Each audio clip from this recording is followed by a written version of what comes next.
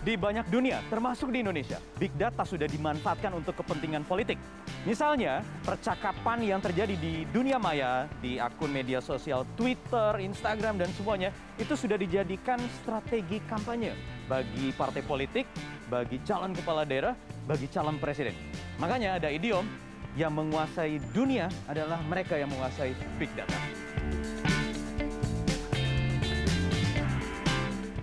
Di bidang kesehatan, big data juga perlu dimanfaatkan. Di negara-negara maju misalnya, data pribadi seseorang bahkan sebelum dilahirkan sudah tersimpan dan terintegrasi lewat sistem yang terpadu senasional negaranya. Nah, ini perlu dimanfaatkan agar layanan kesehatan di satu negara ini bisa memproteksi seseorang dari ancaman penyakit atau kesehatan tertentu. Di Indonesia sudah ada yang namanya Satu Data Indonesia. Saya akan ajak Anda ke sana. Pak Taufik, apa kabar, Pak? Alhamdulillah. Jadi ini data center Satu Data Indonesia. Command Center memantau data-data apa saja, Pak? Jadi Command Center ini kita manfaatkan untuk bisa memantau bagaimana perkembangan Satu Data Indonesia ini yang sudah masuk di dalam portal Satu Data. Kita di sini memetakan mana-mana data yang tumpang tindih, mana-mana data yang dapat dikatakan sudah memenuhi standar. Ya. Jadi kita bisa melihat calon penerima bantuan. Ya. Itu diusulkan oleh banyak sekali dinas-dinas, ya, sebelah kiri itu. Kita bisa melihat di sana ada total duplikasi ya data.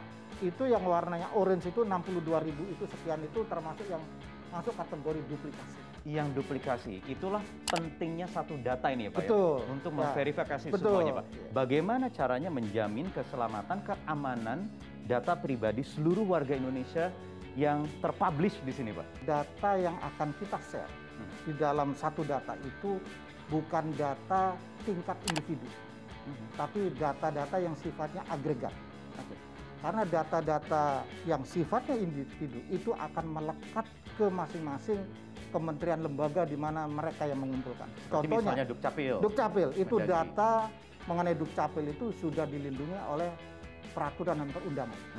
Jadi akan tetap melekat di Kementerian Dalam Negeri. Ya, Pak Taufik, kita tahu sekarang payung hukum untuk perlindungan data pribadi masih digodok oleh teman-teman di DPR dalam rancangan Undang-Undang Perlindungan Data Pribadi. Ya, jadi sambil menunggu itu jadi, oleh karena itu peran daripada pelaku-pelaku di dalam Satu Data Indonesia mulai dari produsen data, wali data ini menjadi hal yang sangat penting.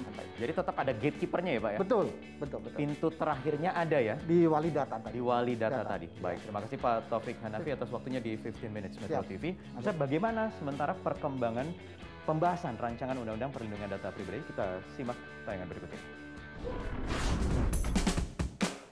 Tahun 2012, rancangan Undang-Undang Perlindungan Data Pribadi sebetulnya sudah mulai dicanangkan. Pada 2020, RUU PDP ini masuk ke dalam program legislasi nasional di DPR RI. Bulan Januari 2020, pemerintah kembali mengajukan RUU PDP untuk disahkan di DPR. Di dalamnya, penyalahguna data pribadi bisa didenda hingga 70 miliar rupiah dan sanksi sampai 7 tahun penjara. Di sisi lain, Chairman Asosiasi Big Data dan Artificial Intelligence Indonesia, Rudy Rusdia, tidak setuju dengan adanya sanksi penjara atau pidana karena ia khawatir adanya kriminalisasi. Aturan perlindungan data pribadi penting karena hingga tahun 2020 tercatat ada 175 juta pengguna internet di Indonesia dan pada dasarnya ketika ada di dunia maya, kita adalah data. Saking berharganya, data kini disebut-sebut sebagai sumber energi baru, minyak baru. Jadi siapapun yang menguasai energi itulah yang akan menguasai segalanya. Nah, saking pentingnya data itu tadi, inilah peran kita bersama-sama. Peran pribadi, peran swasta, peran negara untuk bisa ikut mengawasi dan melindungi atau memproteksi data pribadi warga negara. Saya Wahyu Wiwoho, kita berjumpa lagi di 15 Minutes pekan depan. Bye-bye. Metro TV, knowledge to elevate.